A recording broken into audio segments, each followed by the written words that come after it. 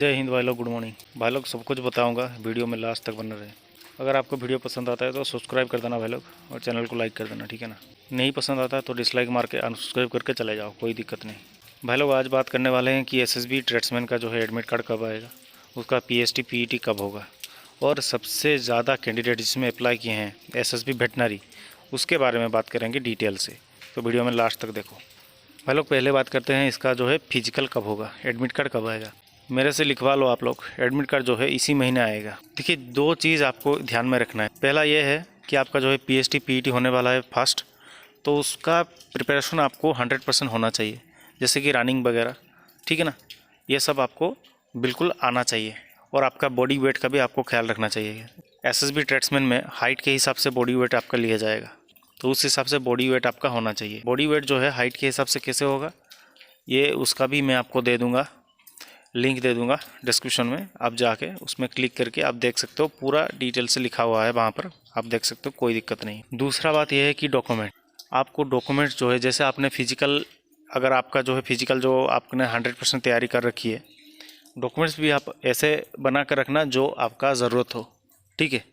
और मेरा मानो तो सारे डॉक्यूमेंट्स, जितने भी डॉक्यूमेंट्स आप लेके जाओ साथ में, क्योंकि क्या होता है कि मैंने कई बार देखा है, मैं खुद का एक्सपीरियंस से कह रहा हूँ, कई बार मैंने देखा है कि आपका जो आधार कार्ड और एडमिट कार्ड, इसके बदौलत आपको अंदर तो छोड़ देते हैं, लेकिन क्या होता है कि बाद में कभी कभी आपका, बहुत ही रेयर केस में होता है, मैं नहीं कह रहा हूँ कि हर जो है फिजिकल में ऐसा होता है, बहुत ही रेयर केस में होता है कि आपका सारे डॉक्यूमेंट्स जो है मांग लिया जाता है, कि डॉक्यूमेंटेशन जो है, आपका जो डॉक्यूमेंटेशन प्रोसेस है वो करवा लिया जाता है। लेकिन हालांकि वो ऑफिशियली डॉक्यूमेंटेशन वो नहीं करते हैं, वो ऐसे ही आपका नॉर्मली जांच करने के लिए वो कर लेते हैं, बाद में जो है आपका डॉक्यूमेंटेशन फिर से होगा। तो मेरा मानो तो सारे डॉक्यूमेंट्स आप लेके जाओ, संभाल के जाओ। अगर आप ग्रुप में जा रहे हो, 4-5 कैंडिडेट से एक साथ जा रहे हो, तो कोई दिक्कत नहीं है, आप सारा डॉक्यूमेंट्स लेके जाओ, ठीक है। ये आपको समझ में आ गया। उसके बाद देखिए, जब आप पीएसटी पीईटी देने जाओगे, उसके अंदर जाओगे आप, एक क्या होता है कि जैसे मैं बता रहा हूँ, मैं उड़ीसा से हूँ, ठीक है ना, तो मेरा सेंटर पड़ेगा दार्जिलिंग में, ठीक है। दार्जिलिंग जो बटालियन होता है एसएसबी का, 41 या ऐसे कुछ बटालियन होता है दार्जिलिंग में, तो वहाँ पे मेरा पीएसटी पीईटी होगा, ठीक है। तो मैं जाऊँगा वहाँ पे। जब भी आपका एडमिट कार्ड आए, तो पहले मैं तो आपको बता दूंगा एडमिट कार्ड कब आएगा, और जब आएगा एडमिट कार्ड अपलोड होगा ऑफिशियल वेबसाइट पे, मैं आपको वीडियो बना दूंगा उसी टाइम, कोई दिक्कत नहीं है। लेकिन आप अगर अंदर जाते हो पीएसटी पीईटी देने, एसएसबी कैंप के अंदर जाते हो ना, तो आप एक चीज़ का ध्यान रखना, जैसे आपका जो रनिंग वगैरह होता है, अगर आपका रनिंग वगैरह ट्रैक में हो रहा है, जैसे मान लो 400 मीटर का एक चक्कर है, तो उसी तरह आपको 12 चक्कर लगाने पड़ेंगे, जैसे 4800 जो है किलोमीटर्स आपका जो है कंप्लीट हो जाए। तो उस टाइम पे आप क्या करना, एक रिस्ट वॉच जो है, हाथ का घड़ी जो होता है, आप अपने हाथ में बांधे रखना, जो घड़ी होता है। अगर आपको वहाँ पर जो है वॉच उतारने के लिए बोला जाए तब उतार देना, वरना कोई नहीं, आप अपने हाथ पे ये मतलब बांध के जा सकते हो, कोई दिक्कत नहीं, ठीक है ना। इसका फ़ायदा ये है कि आपको जो है टाइमिंग का पता चल जाएगा, और आपको आसानी होगा दौड़ लगाने में, चक्कर लगाने में। आपको आपका स्पीड के हिसाब से आप अगर कितने चक्कर लगाएं, ये आपको पता चल जाएगा, ठीक है ना। और फिर बात करते हैं हम लोग वेटनरी के बारे में। देखिए, मैं आपको वेटनरी के बारे में कुछ इन्फॉर्मेशन दे देता हूँ, क्योंकि कई सारे कैंडिडेट्स जो हैं वेटनरी में अप्लाई किए हैं, ठीक है। उसके बाद सबसे ज़्यादा पोस्ट जो था वो ड्राइवर में था, उसके बाद कुक में था, ठीक। थर्ड पोजीशन पे आता है वेटनरी, जिसमें 161 या 167 ऐसे कुछ पोस्ट था, ठीक है, टोटल पोस्ट ऑल इंडिया। तो वेटनरी में मैं आपको बता दूं कि पहले आपका जो है पीएसटी पीईटी होगा, रिटिन होगा, उसके बाद ट्रेड टेस्ट होगा। ट्रेड टेस्ट में क्या होगा, कई सारे कैंडिडेट्स हैं ऐसे हैं, उनको पता ही नहीं है कि ट्रेड टेस्ट में भाई क्या होता है, क्या होगा। 10-20 मार्क का ट्रेड टेस्ट हो गया तो मानते हैं कि आपका जो है ओरली आपको पूछ लिया जाएगा, वहाँ पे क्वेश्चन पूछेगा, आपको आंसर देना पड़ेगा। लेकिन यहाँ पर 50 मार्क का जो है आपको ट्रेड टेस्ट देना होगा। लेकिन 50 मार्क का ट्रेड टेस्ट पेन पेपर में होगा, या आपका जो है ओरल किया जाएगा, ठीक है, ये कुछ मेंशन नहीं किया हुआ है।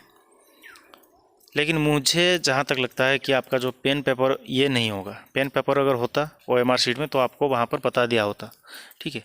ये आपका ओरल ही होगा, और जो 50 मार्क है, ये आपका जो 50 क्वेश्चन आपको नहीं पूछेंगे, वो आपका चाहे 2 क्वेश्चन पूछें या 5 क्वेश्चन, 10 क्वेश्चन, किसने भी क्वेश्चन आपको करें, उसका आंसर आपको इसी रेशियो पे देना है। जैसे मान लो अगर वो 10 क्वेश्चन पूछता है, तो आपको 10 में से कम 6 क्वेश्चन का आपको आंसर देना होगा, नहीं तो आप रिजेक्ट हो जाओगे, ठीक है ना।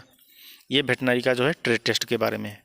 और ट्रेड टेस्ट में देखिए क्या क्या पूछेगा। देखिए ट्रेड का क्या मतलब होता है। ट्रेड का आता है कि हर एक मतलब एक स्पेशल कैटेगरी होता है, उसमें आपको रखा जाएगा, वही काम आपका होगा। देखिए पहले बात समझिए, वेटनरी का मतलब क्या होता है। वेटनरी का मतलब होता है पशु चिकित्सा करना।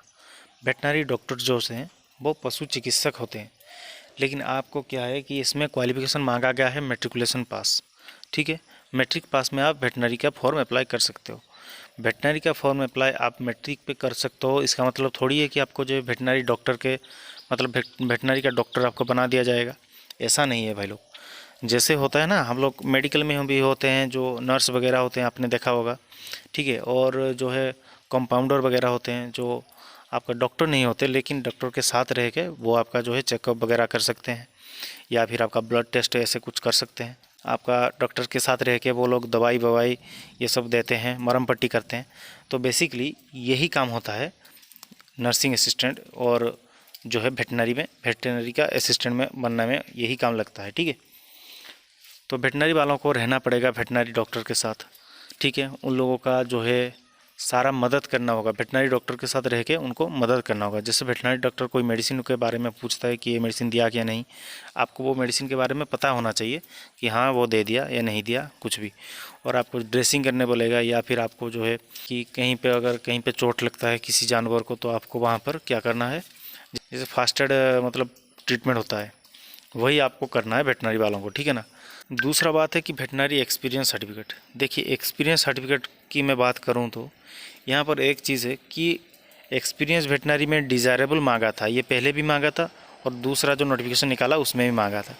लेकिन पहले क्या होता था कि डिज़ायरेबल होने के बाद भी जो आप अगर एक्सपीरियंस आपका नहीं होता है तो आप अप्लाई नहीं कर सकते, ऐसा वहाँ पर कंडीशन था। ठीक है, लेकिन उसके बाद क्या हुआ कि एक और नोटिफिकेशन एसएसबी की तरफ से जारी हुआ, जिसमें डिज़ायरेबल तो मांगा गया, लेकिन आपका अगर क्वालिफिकेशन आपका नहीं है, वेटनरी में एक्सपीरियंस कोई भी नहीं है, फिर भी आप अप्लाई कर सकते हो।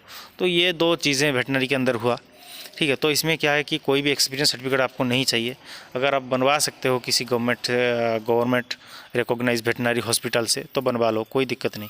अगर नहीं बनवा पाए तो भी कोई दिक्कत नहीं है, टेंशन लेने की ज़रूरत नहीं। वहाँ पर पूछेगा आपको कि ये एक्सपीरियंस सर्टिफिकेट है, तो आप अगर आपके पास नहीं है लेकिन आपने फिर भी ईएस पे टिक कर दिया है, तो इसका मतलब ये है कि आप वहाँ पर आपको कुछ बोलना पड़ेगा, ऐसे कुछ बताना पड़ेगा कि सर जो है आपका जो है एसएसबी में डिज़ायरेबल मांगा गया था पहले से ही, लेकिन क्या है कि वो नो करने पे अप्लाई नहीं हो रहा था, तो इसीलिए मैंने येस पे अप्लाई कर दिया। लेकिन बाद में क्या है कि ये फिर से नो पे अप्लाई हो रहा था, और तब मैंने जब अप्लाई किया तो मेरा पहले से ही रजिस्टर दिखा रहा था। आप इस तरह का क्लैरिफिकेशन वहाँ पर दे सकते हैं, कोई दिक्कत नहीं, आपको एक्सेप्ट कर लिया जाएगा, कोई टेंशन लेने की ज़रूरत नहीं है। ठीक है ना। तो सब कुछ मैंने बता दिया, एडमिट कार्ड कब आएगा, वेटनरी के बारे में भी काफ़ी कुछ जानकारी मैंने दे दी। और भी अगर आपको कुछ जानना है तो मेरे को कमेंट में बताओ, मैं हर एक क्वेश्चन का डिटेल से मुआयना करने के बाद आपको बताऊंगा और बताता रहूँगा। ठीक है ना। जय हिंद, जय भारत।